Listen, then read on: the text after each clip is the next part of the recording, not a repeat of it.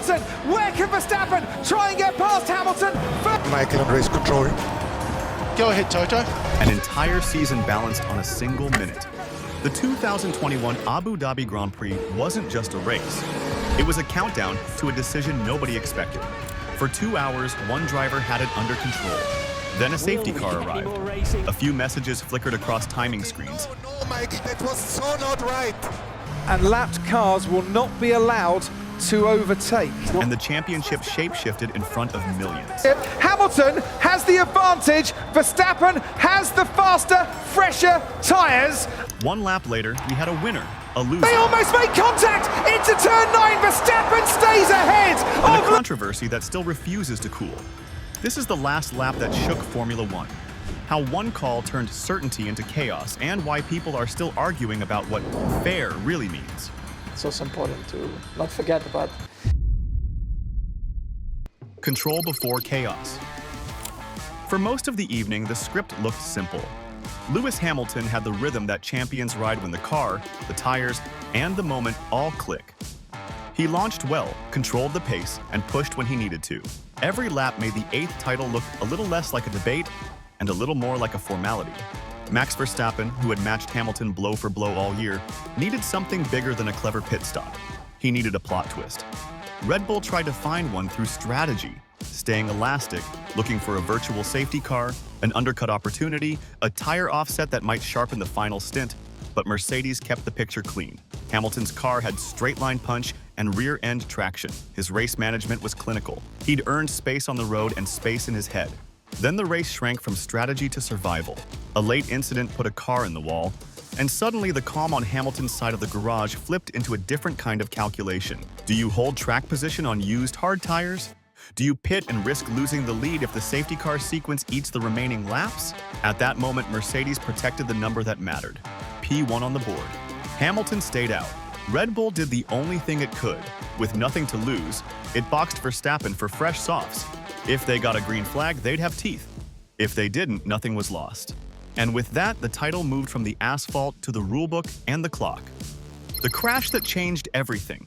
Late race safety cars are time thieves. They gobble laps that you can't get back, and they turn a Grand Prix into a series of administrative steps.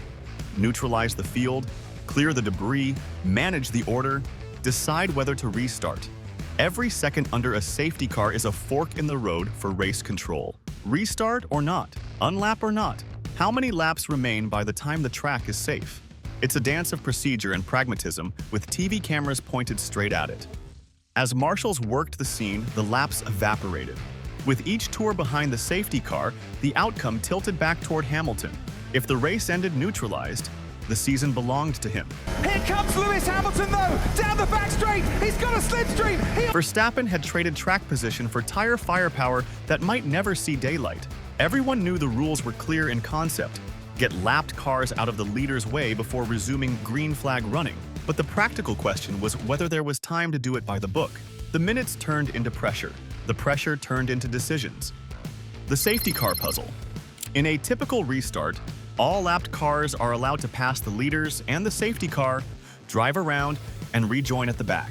This puts direct rivals nose to tail and avoids a title being decided because a backmarker sat between the contenders. But typical wasn't what happened. First, the message went out that lapped cars would not be allowed to pass. That set an expectation.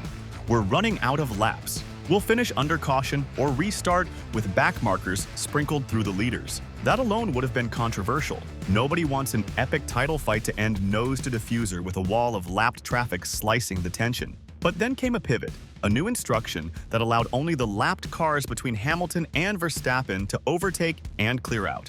Seconds later, the safety car was called in. The result was a one-lap shootout with the championship on the line. Hamilton used hard tires, Verstappen brand new softs, no DRS on the restart. Everything decided by tire temperature, traction, and courage. On paper, these were just messages. In reality, they were gravity. Clearing only the cars between P1 and P2 lined the contenders up like a duel. Pulling the safety car in immediately meant that duel would be measured in corners, not in laps. If you loved drama, this was rocket fuel. If you loved procedure, this was a problem. The sport suddenly had to live with both truths at the same time. Radios, pressure, lobbying. While the cars idled and weaved, the radio channels told a separate story. You heard urgency. You heard persuasion. You heard the stress of people who understand exactly what's at stake. Team messages to race control, pleading, prodding, citing precedent, were beamed to the world. To one audience, that was transparency. To another, it felt like lobbying with the outcome on the line.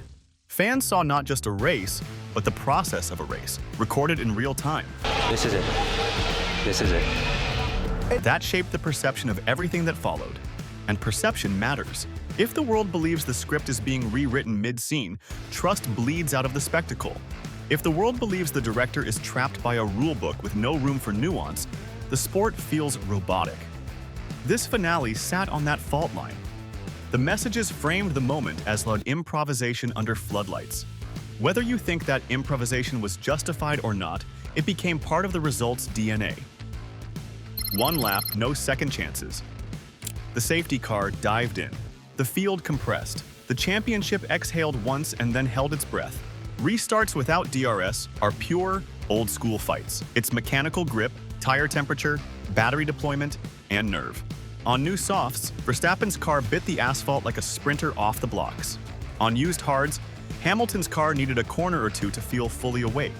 That difference is invisible on a timing screen and unmistakable in a driver's hands.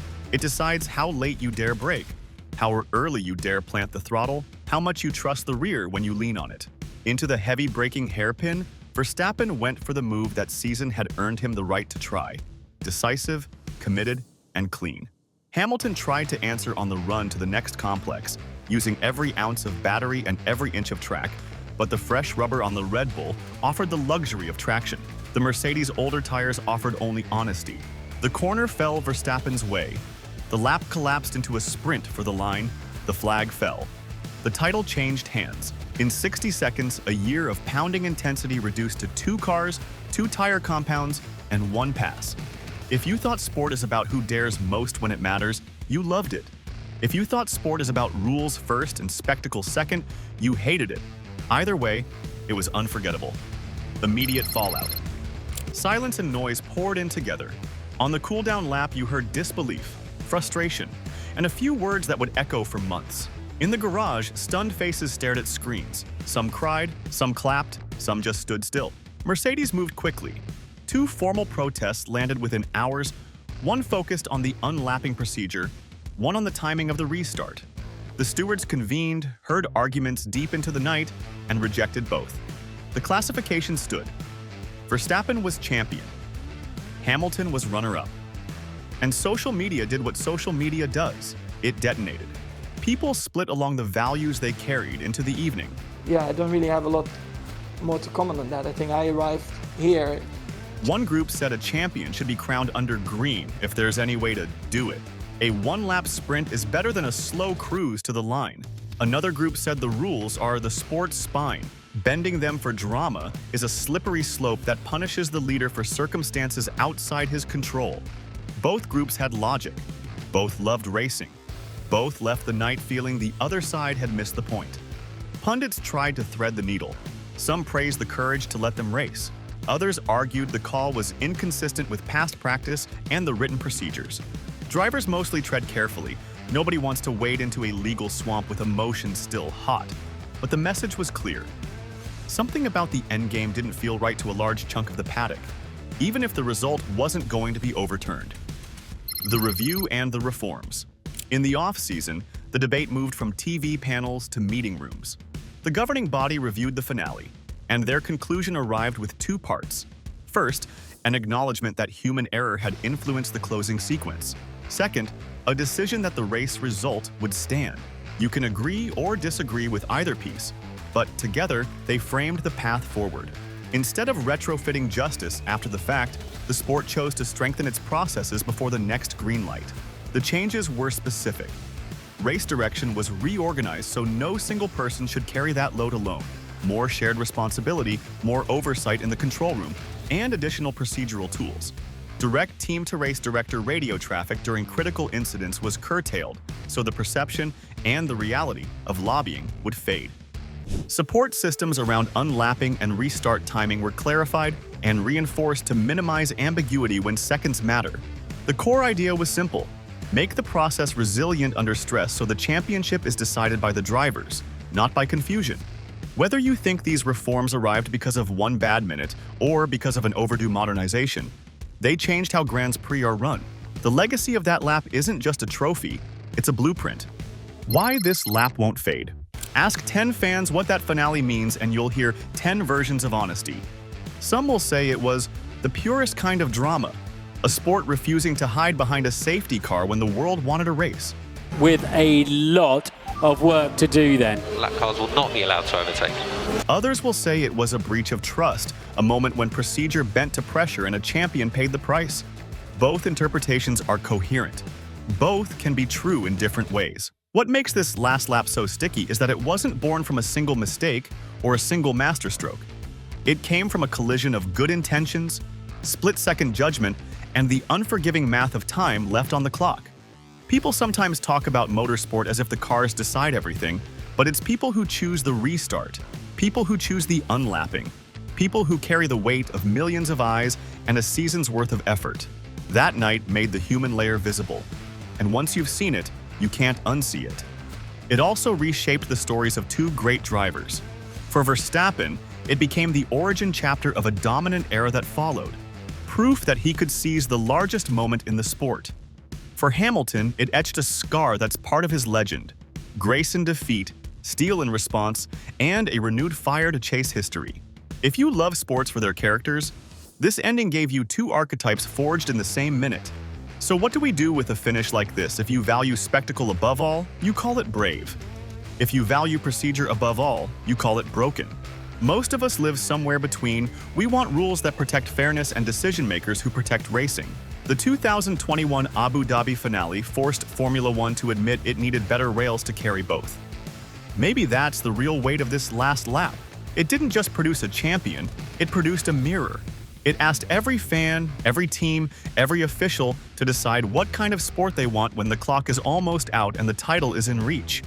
The reforms that followed say one thing clearly: the drivers should settle it, but the system must be strong enough that no one wonders whether the finish was written on a whiteboard or a whim. The lap that shook F1 isn't going anywhere.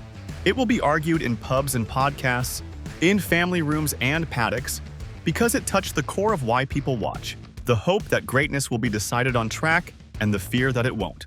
One car, one call, one pass. A crown raised, and a question that still lingers. When the world is watching and time is running out, what exactly is the fairest way to race?